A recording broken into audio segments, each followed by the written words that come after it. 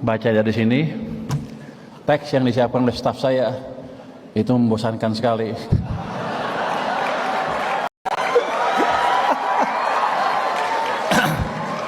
Saya bacanya juga ngantuk. Tapi karena mereka udah kerja keras, saya baca dikit-dikit lah. Nah, yang bagian kedua yang tanpa teks itu biasanya menarik, tapi banyak bahayanya. Nanti banyak yang kesindir-sindir, jadi kalau nanti ada yang kesindir, saya mohon maaf sebelumnya. Tapi biar aja lah. Emang gue pikirin. Jadi ini bisa dikasih lihat. Kita masuk ke halaman kedua. Jadi tadi sebenarnya saya malu kesini. Orang-orang udah nyambut saya kayak artis.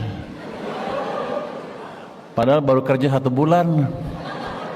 Hasilnya juga belum ada. Nanti jangan sampai teman-teman kecewa ya. Tapi udah ada hasilnya deh. Tuh ya, IHSG udah naik kencang. Apalagi optimisme sudah balik lagi ke masyarakat kita yang tadinya mau demo dan sekarang sudah berkurang kan. Mereka sekarang sibuk nggak demo, dia baca TikTok, lihat komentar tentang saya. Katanya banyak gitu, ibu-ibu banyak yang begitu. Kata bolehlah, tapi bukan bapak-bapak teman-teman aja yang begitu, saya juga sama, lihat TikTok komentar tentang saya apa ya. Karena dari situ kadang-kadang ada masukan-masukan yang menarik, dan saya akan biasanya tindak lanjuti masukan-masukan dari teman-teman even di TikTok ya. Ini kita masuk apa ya? Ini masuk. Saya punya waktu berapa menit? Bebas ya. Sudah 30. Kok lu ngatur gua? Ini staf saya bilang 30 menit ya, suka-suka saya lah. Jadi ya semuanya bisa goyah nih. Saya tunjukkan kemarin, ada pemerintahan, ada itu yang dinamis. Tapi waktu ekonominya diperlambat, rakyat susah, turunlah demo besar-besaran.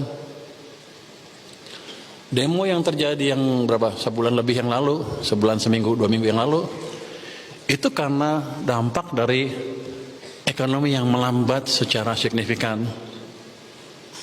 2 ada, 1 nggak ada, rakyat turun ke jalan. Dan mungkin bapak-bapak sekarang udah senang, udah optimis lagi. Pada waktu ancamannya serius.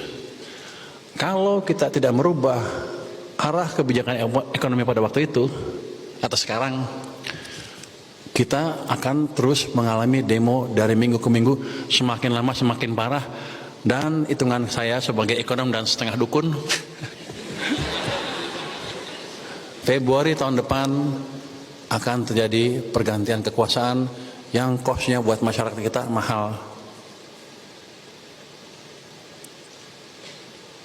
Nah, itu disadari oleh presiden yang sekarang, Presiden Prabowo. Makanya saya dimasukin, ayo lo betulin. Ya udah, kita betulin sedikit-sedikit. Kenapa saya dianggap bisa betulin? Udah wartawan ya. Oh, ini wartawan semua lagi. Ini forum wartawan. Aduh. Ya udah, nggak apa-apa deh. Pada nggak ada rahasia-rahasiaan. Jadi pada waktu itu hari Sabtu Minggu sebelum saya dilantik, jadi saya lucu deh. Cara Pak Prabowo menilai orang tuh untuk saya aneh. Hari Jumat, Pur dipanggil ke Hambalang, datang ke saya situ. Duduk 3 jam dengerin dia presentasi sama orang lain, nggak ngapa-ngapain, dengerin.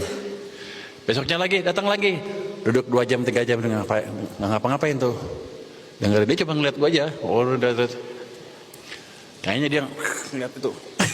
Pakai ini. Hari Minggu saya dipanggil di sana. Saya pikir waktu itu udah 2 hari ketemu, nggak ngomong apa-apa. Kalau hari Minggu waktu itu saya nggak ngomong, udahlah, nggak ada kans untuk bicara lagi. Ya waktu ketemu rapat cuma berlima. Saya ceritain, Pak, kanan begini. Saya bilang tadi saya takut-takutin. Pak, Februari Pak. Oh gitu ya? Iya. Nah itu a secret to my success katanya. Kita takut-takutin dia.